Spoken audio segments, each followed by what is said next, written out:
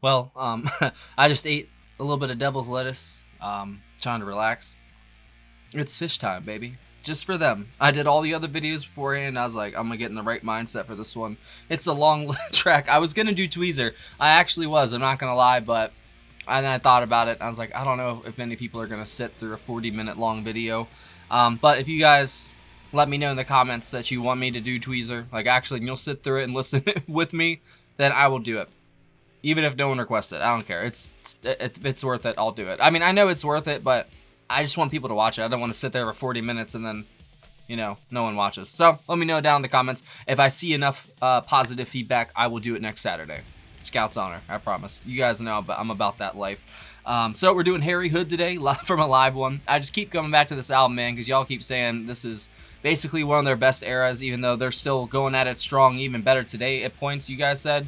But then the other half of y'all say that this is their best era, and like maybe the one that I would, maybe listen to first and then get into the rest of the new stuff. So I really like this album. All 3 videos we've done from it have been absolutely mind-blowing. I mean, they're my favorite new band, I'm not even gonna lie, and I'm excited to do this one. Apparently Harry Hood is one of their most popular songs and most well played, or most played at the live shows and such, so I'm excited. Let's go. If y'all aren't subscribed, help a brother out, click that icon right below my face, and then I will link the other Phish videos up there throughout the video if you want to watch other ones. Alright, here we go. Harry Hood live by Phish. 3, 2, 1, go.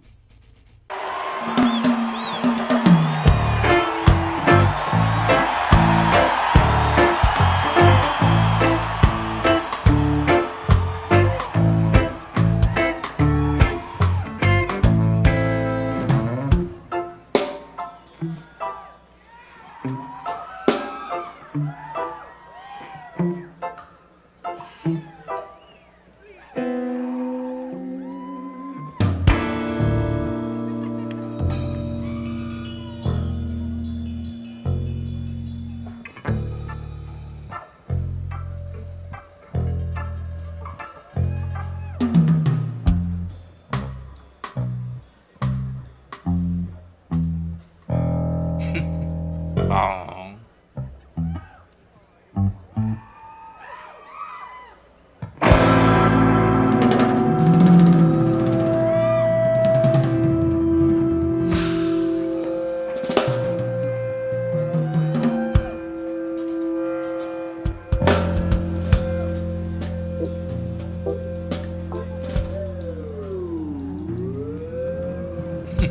Whoa.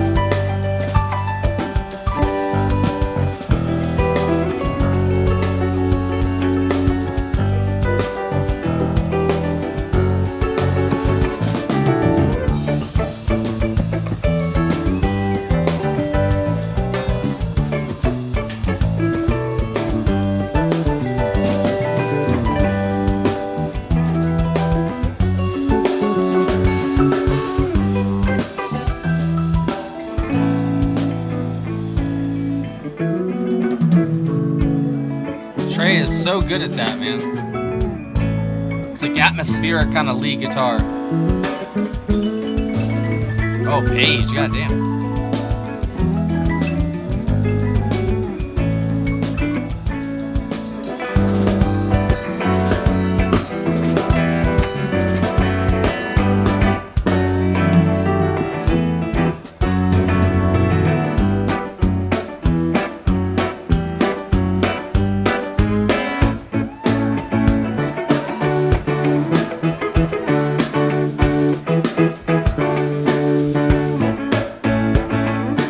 Phish's hi-hat is crazy, man. That pop of his snare. Pop. Pop. Pop.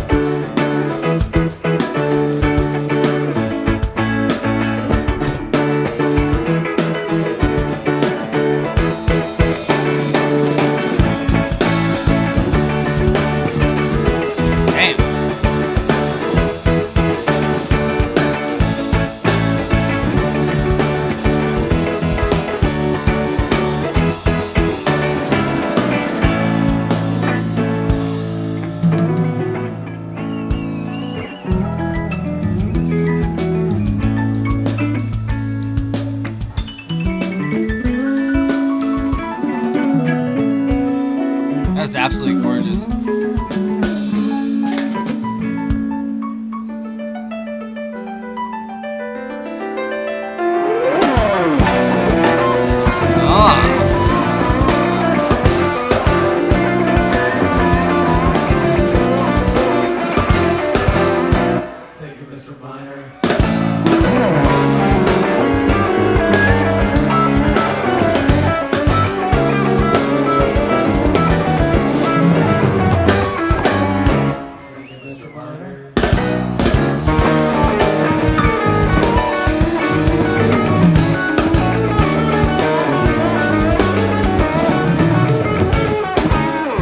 Thank you, Mr. Miner.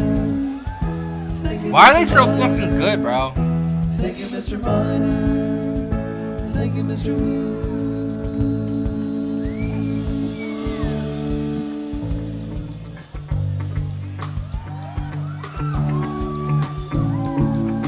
From soft to intense, man.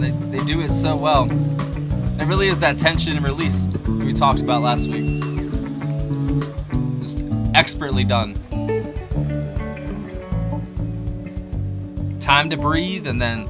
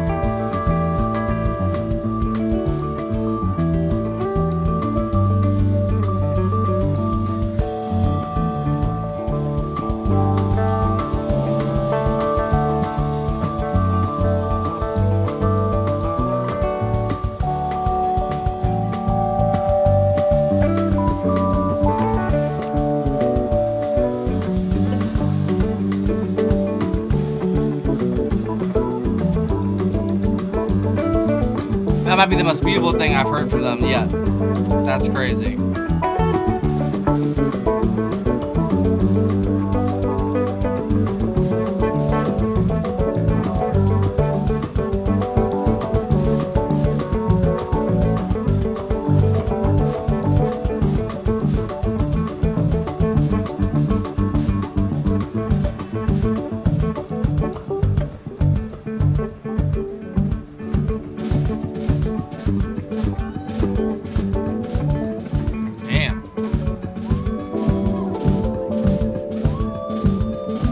Roll.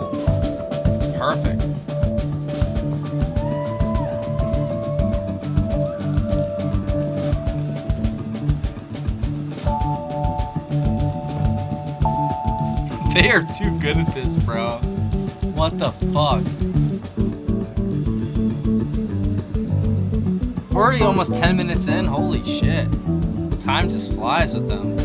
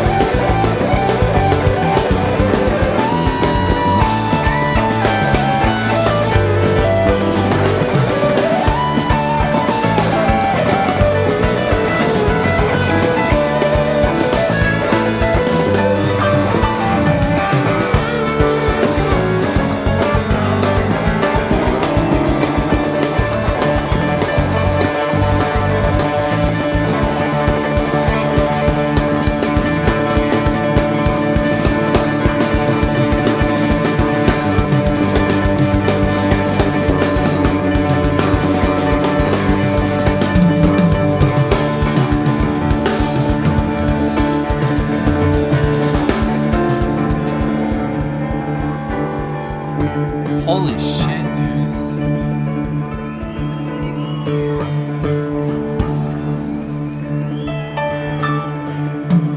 The energy is just palpable, bro.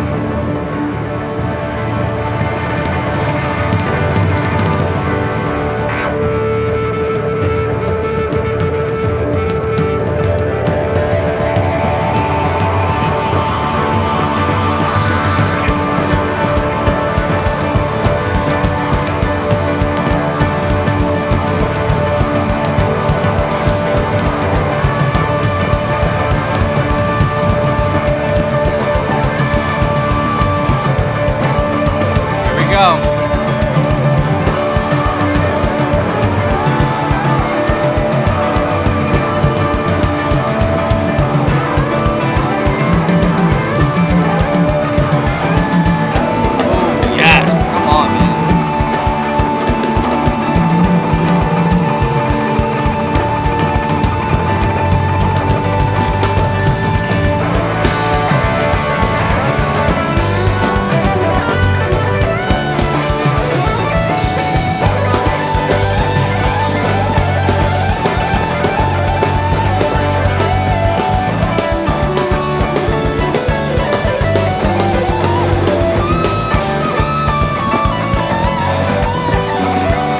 Oh my god, bro.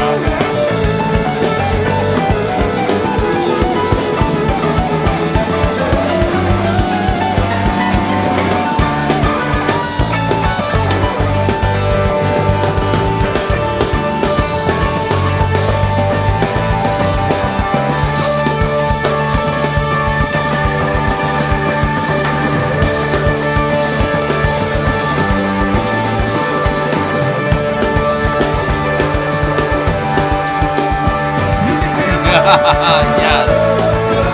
That's crazy.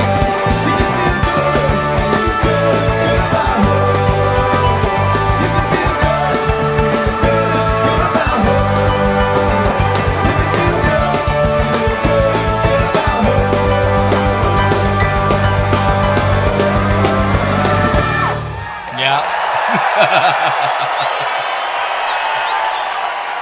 Wow.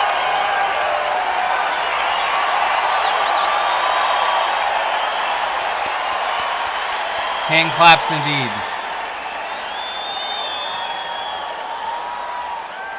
I need to get to a show, bro. That's crazy.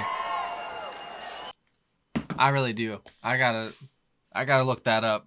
If they come around my way, I am there. That's insane. And I can only imagine what it is with the actual like visuals and stuff too, and the whole band performing it and having that like, you know, live energy, but like with the visuals. I bet it's some of the most intense, just I don't even know. The word fun comes to mind, but it's like it's bliss, like literally just listening to that, just hearing them put all the pieces together, you know, put all they threw all the pieces out there, and then like one by one they put them together, you know, the whole tension release thing, and then by the end you're just like, what the fuck? You know, it's just like it overloads you to a point of just submission, where it's just like you just have to give in to the song, you know. Like there's no escaping it. And I loved every second of that. Phish and Trey, oh my god. I mean, all four of them were absolutely incredible, but that's the two that really stood out. Was just the way that Trey can go from like the sweeps and the tapping and the crazy soloing to those very mellow ambient kind of sections where he just sort of sets the atmosphere up and lets Phish and the rest play around. Like it's crazy what he can do. The whole dynamics of the band, they can go from that very soft, you know, just I don't know, introspective kind of feeling music to that high velocity, high octane, just Phish. You know what I'm saying? Like there, I really haven't heard anything like that before. And there's a lot of bands of this era. They kind of try to copy this, especially Trey's guitar. I noticed. One of my favorite bands from this era, Between the Buried and Me. I think their guitarist Paul Wagner. I think he must have been a big fan of Trey because every time I listen to these longer form compositions of theirs, I hear Paul's guitar pop up in it. But obviously Phish came way before that band, so he must have been a big fan of Trey's, and I see why, because he's excellent, bro. Like he literally can do anything on that guitar. He's kind of like one of those jack of all trades, but he's honestly a master of all too. It's not even like he's like the jack of all trades and master of none. No, he can literally do anything. I've listened to 5 different songs now, and I think he's covered every note that exists. You know what I'm saying? It's crazy what comes out of that fucking amp, bro, from that guitar. That's crazy. Just sitting there, like, I don't know how he comes up with that, you know? Like, I can't imagine the amount of work and, like, just dedication and painstaking hours that goes into doing that stuff. And then they just do it different every single time for every different show. Like, that's absolutely insane. That's insanity. That's how absolutely talented this band is. That's crazy. Just not even be able just to play this song over and over like this, let alone a 1,000 different versions of it. Like that's nuts. Like that's literal crazy shit. You know what I mean? But we love it. I love it. At least I'm only 5 songs in. I'm already hooked, bro. That's crazy. All right, so let me read it off. This was the penultimate track, I guess. Was it on the album? No, that's side 1, disc 2. Yeah, it was the second to last track. And then The Squirming Coil is the last track on the album. Paige McConnell on keyboards and vocals, Mike Gordon on bass guitar and vocals, John Fishman on drums and vocals, and Trey Anastasio on guitars and vocals. Absolutely fantastic. I think Paige really shined here too, especially in some of those middle sections. His piano kind of took lead at points, and it sounded great. And he always is in the background just going nuts, but at the same time, he got a little bit of the limelight, it felt like, at some points in this song, and I think that was great. That was a great way for the song to build up tension without like overusing the guitar or overusing the drums or anything like that. Like it completely saved up kind of that energy to spend it in the right places, you know, because that could be an overload if you started off straight to the, you know, then pedal to the metal, basically. Like I don't know, that sometimes works, but that could easily overload people too. They seem like they're so creative and talented that they know just like the exact moments of when to release and when to like keep the tension ratcheting up and then release a little bit, ratchet, release a little bit, and then you kind of almost release it all at the same time, but you don't notice it either. Like the climax of the song kind of just happens. Like you definitely notice it, but at the same time you don't. Like it just sort of happens, and before you even notice it, it's already halfway done. And I think that's crazy, man. They're that fast. They're on another level. I mean, seriously, there's not many bands that are on this level. Especially to go out there every night and play it differently too. Like that's insane, insanity. I'm very glad that I did that though. That's probably my second favorite song so far. But I say that about like, well, no, I usually say it's my favorite song. I definitely can admit this. I don't know. I don't know if this beats Slave to the Traffic Light for me, but it's still right there neck and neck with it. I'm not going to lie. And every song just gets better and better, and I can't get enough. So next Saturday, if you guys want, like I said, comment down in the comment section, say you want me to do Tweezer. And if I get enough comments, I'll do Tweezer next week. I promise I will. I'll do the 30-minute version from this album, and then I promise, we'll move on to the next stuff, because I know there's plenty of commenters that want me to move on to like the live actual visual stuff, which we're gonna do. I promise we're gonna get there, slow and steady, you know, especially when like it's these longer form compositions, you know, it takes time, and just sit there, just listen to it. I get to listen to it over again when I start editing, and I'll probably pick up a whole new, you know, set of things that I wish I had said during recording, but that's just how it goes with reaction videos, because I don't like edit it and like, you know, come back later and record it. Now this is me after listening it to the whole entire song, and I kind of just go off the cuff with it, you know. Fishman, they're all the same kind of musician where they can literally do anything. Fishman is just all over his kit, bro. I want to see it. I can't wait to actually get into like a visual part so I can actually see what he's playing, because he is all over that fucking thing, dude. His tom sounded so good here, and the roll he was getting on that snare in that kind of the build up into the, I guess it'd be like the 3/4 mark, I think. That was just perfect. The pop and the rattle and just that roll he was getting, man, it was just perfect. He is so good. Him and Trey are just like the perfect combo. But so is Gordon and you know, the Paige as well, man. I think they're very talented people, and I'm glad that these 4 individuals met, man, because like I said, I'm a brand new fan. You guys have probably been fans for years, so I'm still learning, you know. And I obviously immediately appreciated Fishman and Trey, but it'll probably take me time to kind of not appreciate them at the same level, because I really enjoyed their stuff too, you know. But it just, you know, I kind of feel like I kind of get Trey's where he's coming from, but then I say that and I'm only 5 songs in, and then there's so much more to go. So I'm just gonna say I don't know shit, but I'm gonna say I love it. I absolutely love this, every second of it. It's basically prog rock at its finest, but it also kind of morphs into this thing that is kind of reminiscent of like progressive metal. But at the same time, this is kind of before that really became popular, you know. This precedes it by a lot, because like I said, there's ska, there's a bunch of reggae influence, especially like on the vocal sections. Those are way like ska, two-tone like influence. But then you get into the I guess the jam sections, the instrumental, you know, jam sections, and it's very like Grateful Dead sort of, but it's like heavier. It's like a heavier version of Grateful Dead, and I absolutely love it.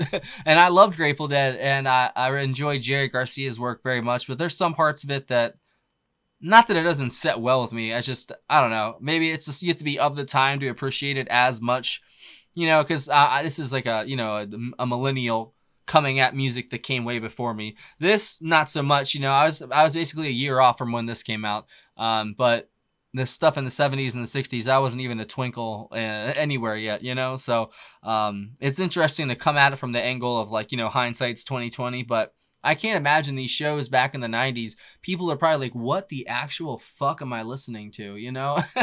And I would have been the same way, man. If I had been there, I would have been absolutely mind fucked. Man, I still am in 2024, but I don't know. I still have got, you know, years of listening to other bands that kind of copied this, to be honest, but they just don't do it as well. Phish, they're just perfection at doing this, man.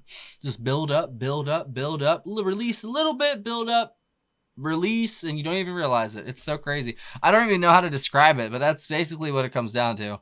But yeah, Page really shined. Obviously traded, like some of that lead work he was doing here was just insane, bro. Like I kind of just get lost in it. Like I feel like there's probably so much more I could say about it, but I could be here for hours talking about it. But you guys don't have that time. I don't have that time. So I'm going to leave it at that and say that was awesome.